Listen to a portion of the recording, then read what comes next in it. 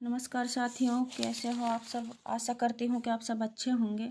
आज हम पढ़ने वाले हैं इकाई 7 में हम पढ़ रहे थे कहानी। आज हम राधिका रमन प्रसाद की पढ़ने वाले हैं, कानों में कंगना। इससे पहले हमने 6 कहानियाँ पढ़ ली थी, जैसे कि राजेंद्र पाल घोष की, जिसे हम बंग महिला के नाम से जानते हैं, चंद्रदेव से मेरी बातें, ये कहानी कर ली थी। दुलाई वाली, ये दोनों राजेंद्र पाल घोष की थी। इससे आगे तीसरे नंबर पर थी माधव राय स्प्रे, एक टोकरी भर मिट्टी। सुभद्रा कुमारी चौहान की थी राही कहानी। प्रेमचंद की ईदगाह और दुनिया का अनमोल रतन। ये हमने 6 कहानियाँ कर ली थी।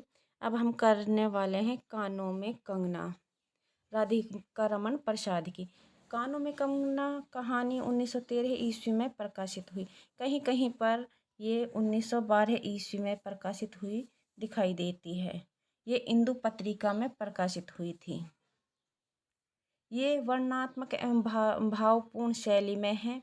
कहानी का प्रतिपाद्य कानों में कंगना, नायक नरेंद्र द्वारा पत्नी के विमुख होकर वैश्य किन्नरी के प्रति आशिक्त और अंत में गहरे पश्चाताप की कथा है।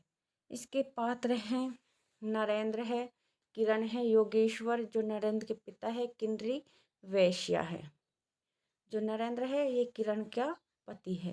कहानी का उद्देश्य है कानों में कंगना नरेंद्र द्वारा पत्नी से विमुख और किन्नरी के प्रति आकर्ष तथा उस पर धन संपत्ति लुटाने के उपरांत अंत में उसके पश्चाताप और जीवन में आए अंधकार को दर्शाना है। इसका सूत्रपात्र है कंगना तो हाथों में पर कान में, अर्थात रमन प्रसाद आदमी जैसा नाम है और राधिका औरत जैसा नाम है। ये इसका सूत्र पात्र है। राधिका रमन प्रसाद शिव पूजन सहाय को अपना गुरु मानती थी। जो राधिका रमन प्रसाद थी वो शिव पूजन सहाय को अपना गुरु मानती थी। राधिका रमन प्रसाद सिंह 1890 से 1931 में मृत्यु हुई। हिंदी साहित्यकार थे। कथा लेखन अपनी अत्यंत लुभावनी शैली के कारण हिंदी कथा साहित्य में वे शैली सम्राट के रूप में स्मरण किए जाते थे। कहानी किस प्रकार पाठकों को आरंभ से अंत तक पढ़ने के लिए विवश कर सकती है। इस शिल्प को वे जाने गए थे, इसलिए वे अपने समय के सबसे लोकप्रिय कहानीकार सिद्ध हुए। इसका कहानी संग्रह कुसुमांजलि, जो इसके राधिका रमन प्रसाद जी के संग्रह हैं, कुसुमांजलि है, अपना पराया है, गांधी टोपी है तथा धर्मधुरी है। ये इनकी कहानी संग्रह हैं। इनकी कहानियां हैं जैसे गांधी टोपी 1938 ईस्वी में, सावनी समा 1938 में, हवेली और झोंपड़ी 1951, देव और दानव 1951, वे और हम 1956, अबला क्या ऐसी सबला 1962 और मरीचिका, दरिद्र नारायण, सावनी समय, मणि के अनी, कर्तव्य की बलि देवी, ऐसा विवेकी, माँ, भगवान जी उठा, भाषण का मसला, बाप की रोटी, कानों में कंगना, ऐसा महंगा सौदा। ये इसकी कहानियाँ थी। अब हम पढ़ने वाले हैं सारांश में ये किरण तुम्हारे कानों में क्या है। उसके कानों से चंचल लट को हटाकर कहा कंगना, अरे कानों में कंगना, सचमुच 2 कंगन कानों को घेरे बैठे थे। हाँ तब कहाँ पहनूं। किरण अभी भोरी थी। दुनिया में जिसे भोरी कहते वैसी भोरी नहीं, उसे वन के फूलों का भूलापन समझो। नवीन चमन के फूलों की भंगी नहीं, विविध खाद्य रस से जिनकी जीविका, निरंतर काट छांट से जिनका सौंदर्य है, जो 2 घड़ी चंचल चिकने बालों की भूषा है। 2 घड़ी तुम्हारे फूलदान की शोभा, वन के फूल ऐसे नहीं, प्रकृति के हाथों से लगे हैं, मेघों की धारा से बढ़े हैं। चटुल दृष्टि इन्हें पाती नहीं, जगत वायु इन्हें छूती नहीं। ये सरल सुंदर सौरभ्यमय जीवन है। जब जीवित रहें तब चारों तरफ अपने प्राण धन से हरे भरे रहें। जब समय आया तब अपनी माँ की गोद में झट पड़े। आकाश स्वच्छ या नील, उदार सुंदर, पत्ते शांत थे। संध्या हो चली थी। सुनहरी किरणें सुदूर पर्वत की चूड़ा से देख रही थी। वह पतली किरण अपनी मृत्यु शया से इस शून्य निविड़ कानन के क्या ढूंढ रही थी। काहे कहे किसे एकटक देखती थी, कौन जाने अपनी लीला भूमि को स्नेह करना चाहती थी। मैं तो खड़ा खड़ा उन बड़ी आंखों की किरण लूटता था। आकाश में तारों को देखा या उन जगमग आंखों को देखा, बात एक ही थी। हम दूर से तारों के सुंदर झिकमिक को बार बार देखते हैं, लेकिन वह स्पंदन निश्चेष्ट ज्योति सचमुच भावहीन है। या आप अपनी अंतर्लहरी से मस्त हैं, इसे जानना आसान नहीं। हमारी ऐसी आंखें कहाँ कि उनके सहारे उसे निगूढ़ अंतर में डूबकर था लें। मैं रसाल की डोली थाम कर पास ही खड़ा था। वह बालों को हटाकर कंगन दिखाने की भंगी प्राणों में रह रहकर उठती थी। जो किरण थी, ये नरेंद्र को कंगन दिखाने की भंगी प्राणों में रहकर उठती थी। वो अपने जो कानों में कंगन पहने हुए थे उनको दिखा रही थी। जब माखन चुराने वालों ने गोपियों के सर मटके को तोड़कर उनके भीतर किले को तोड़ डाला, या नूरजहां ने अंचल से कबूतर को उड़ाकर शहंशाह के कठोर हृदय की धज्जियां उड़ा दी, फिर नदी के किनारे बसंत बल्लभ रसाल पल्लवों की छाया में बैठी किसी अरूप बालिका की यह सरल सिगंध भंगिमा एक मानव अंतर पर क्यों ना दौड़े। आज क्या था? कौन शुभ या अशुभ क्षण था कि अचानक वह बनेली लता मंदार माला से भी कहीं मनोरमा दिख पड़ी। कौन जानता था कि चाल से कुचाल जाने में, हाथों से कंगन भूलकर कानों में पहनने में इतनी माधुरी है। 2 टके के कंगन में इतनी शक्ति है। गोपियों को कभी सपन में भी नहीं झलका था कि बांस की बांसुरी में घूंघट खोलकर नाच देने वाली शक्ति भरी है। दूसरे दिन मैं योगेश्वर से मिलने गया। वह किरण को पास बिठाकर न जाने क्या पढ़ा रहे थे। उनकी आंखें गंभीर थी। मुझको देखते ही वह उठ पड़े और मेरे कंधों पर हाथ रखकर गदगद स्वर से बोले, नरेंद्र, अब मैं चला, किरण तुम्हारे हवाले। यह कहकर किसी की सुकोमल उंगलियां मेरे हाथों में रख दी। लोचनों के कोने पर 2 बूंद निकलकर झांक पड़ी। मैं सहम उठा। क्या उन पर सब बातें विदित थी? क्या उनकी तीव्र दृष्टि मेरी अंतर्लहरी तक डूब चुकी थी? वह ठहरे नहीं, चल दिए। मैं कांपता रह गया। किरण देखती रह गई। सन्नाटा सा छा गया। जो योगेश्वर था, नरेंद्र के पिता, उसने किरण का हाथ नरेंद्र के हाथ में दे दिया।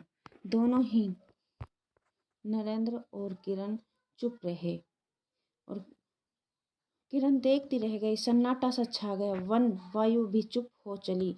हम दोनों ही चुप चल पड़े। किरण मेरे कंधों पर थी। हठात अंतर से कोई अकड़र कहाँ उठा, हाय नरेंद्र, ये क्या तुम इस वन फूल को किस चमन में ले पड़े?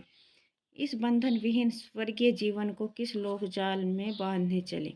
यूं ही 1-2 साल मुरादाबाद में काट लिए गए। एक दिन मोहन के यहाँ नाच देखने गया। कौन गया था नाच देखने? नरेंद्र मोहन के वहाँ, अपने दोस्त वहाँ नाच देखने के लिए गया। वहीं किन्नरी से आंखें मिली। जो नरेंद्र है उसकी आंखें किन्नरी से मिल गई। वो किन्नरी से बातें करने लग गया था। मिली क्या, लीन हो गई।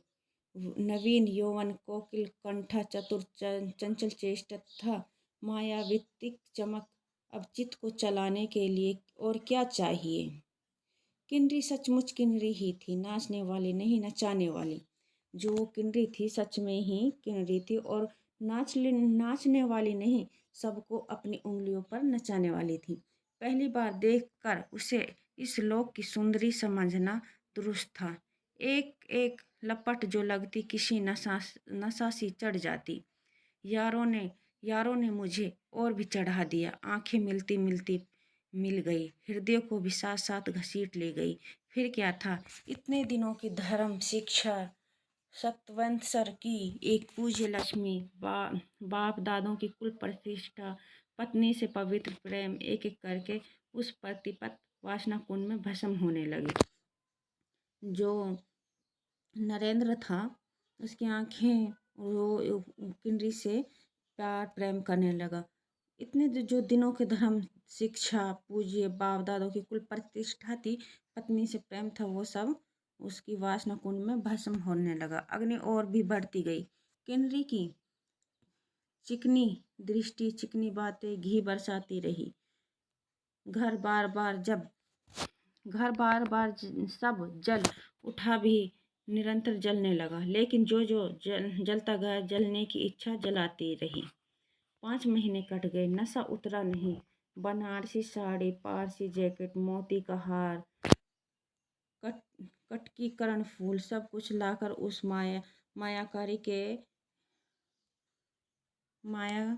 मायाकारी के अलकंतक रंजित चरणों पर रखे, जो नरेंद्र के पास थे। 5 महीने ऐसे ही कट। फिर उसके लिए बनारसी साड़ी, पारसी जैकेट, जब मोती का हार, कटकी करण फूल सब कुछ लाकर उस मायाकारी किन्नरी के चरणों में रख दिए। किरण हेमंत की मालती बनी थी। किरण है जो हेमंत की मालती बनी थी, ये बताया गया है। जिस पर एक फूल नहीं, एक पल्लव नहीं। जो किरण थी उसके पास एक फूल नहीं, एक पल्लव नहीं। घर की वधू क्या करती, जो अंत सूत्र से बंधा था, जो अंत जीवन का संगी था, वही हाथों हाथ पराए के हाथ बिक गया। फिर ये तो 2 दिन के चमकते खिलौने थे, इन्हें शरीर बदलते क्या देर लगे। दिन भर बहानों की माला गूंथ गूंथ किरण के गले में, और शाम को मोती की माला उस नाचने वाली के गले में सशक्त थी। निर्लज डाल देना, यही मेरा जीवन निर्वाह था कि एक दिन सारी बातें खुल गई। जो किन्नरी और नरेंद्र के बीच में हो रहा था, वो किरण के सामने सारी बातें आ गई थी। किरण पछाड़ खाकर भूमि पर जा पड़ी। उनकी आंखों में आंसू ना थे, मेरी आंखों में दया ना थी। घर पर आते ही जूही को पुकार उठा, जूही किरण के पास कुछ भी बचा हो तो तब फौरन जाकर मांग लाओ। वो जूही से कहती है कि किरण के पास और भी जो कुछ सामान बचा है तो उसे मांग कर लाओ। ऊपर से कोई आवाज नहीं आई, केवल सर के ऊपर से काला बादल काला चित्कार के चिल्ला उठा। मेरा मस्तिष्क घूम गया। मैं तक कण कोठे पर दौड़ा। सब संदूक झांके, जो कुछ मिला सब तोड़ डाले, लेकिन कुछ भी नहीं मिला। संदूक में जब नरेंद्र ने कुछ देखा, सब उसमें कुछ भी नहीं मिला, तो उसने सब कुछ तोड़ डाला। अलमारी में केवल मकड़े का जाल था। जब उसने देखा अलमारी में, तो उसमें मकड़े का जाल था। श्रृंगार बॉक्स में एक छिपकली बैठी थी। उसी दम वो एकदम किरण पर झपटा। पास जाते ही जब किरण के पास गया तो वह एकदम सहम गया। वह एक तकिए के सहारे निस्पृह लेटी थी। जो किरण थी वो तकिए के सहारे सर रखकर लेटी हुई थी। केवल चांद ने खिड़की के से होकर उसे गोद में ले रखा था, और वायु उस शरीर पर जल से भिगोया झल रही थी। मुख पर एक अपरूप छटा थी। कौन कहे जीवन की शेष रश्मि क्षण भर वहीं अटकी हो। आंखों में एक जीवन ज्योति थी। शायद प्राण शरीर से निकलकर किसी आश्रय से वहां बैठे रहा था। फिर पुकार उठा, किरण किरण, तुम्हारे पास कोई गहना भी रहा है? सॉरी फ्रेंड, वो नरेंद्र है। वो किरण से, तुम्हारे पास कोई गहना भी है? वो नरेंद्र है जो किरण से पूछ रहा है कि किरण, तुम्हारे पास कोई गहना भी है? हाँ, छीण कंठ की कांख ली थी, कहाँ है, अभी देखने दो। उसने धीरे से घूंघट सरका कर कहा, वही कानों का कंगना। जब नरेंद्र किरण के पास गया तो उसने धीरे से घूंघट सरका कर कहा, वही कानों में कंगना है। सर तकिए से ढल पड़ा, आंखें भी छिप गईं। जीवंत रेखा कहाँ चली गई? क्या इतने ही के लिए अब तक ठहरी थी? आंखें मुख पर जा पड़ी। वही कंगन थे, वैसे ही कानों में घेरे बैठे थे। मेरी स्मृति तंडित वेग से नाच उठी। दुष्यंत ने अंगूठी पहचान ली। उसे भूली हुई शकुंतला याद आ गई। लेकिन दुष्यंत सौभाग्यशाली थे, चक्रवर्ती राजा थे, अपनी प्राण प्रिया को आकाश पाताल छान कर ढूंढ निकाला। मेरी किरण तो इस भूतल पर ना थी कि किसी तरह प्राण देकर भी पता पाता। परलोक से ढूंढ निकालूं ऐसी शक्ति इस दिनहीन भावना में कहाँ। चढ़ा नशा उतर पड़ा। जो नरेंद्र का नशा था वो चढ़ा नशा उतर पड़ा। सारी बातें सूझ गईं। आंखों पर की पट्टी खुल पड़ी, लेकिन हाय, खुली भी तो उसी समय जब जीवन में केवल अंधकार ही रह गया। जो नरेंद्र की आंखें खुली तो तब किरण नहीं रही थी इस दुनिया में, वो अपने स्वर्गवास हो चुकी थी। तो नरेंद्र बोल रहा, आंखों पर पट्टी खुली पड़ी, लेकिन हाय, खुली भी तो उसी समय जब जीवन में केवल अंधकार ही रह गया। ये हमारा कानों में कंगना का सारांश था। जो इकाई 7 में हमने पढ़ा राधिका रमन प्रसाद जी का कानों में कंगना। अगर वीडियो पसंद आई हो तो लाइक कीजिए, शेयर कीजिए, कमेंट कीजिए और सब्सक्राइब कीजिए।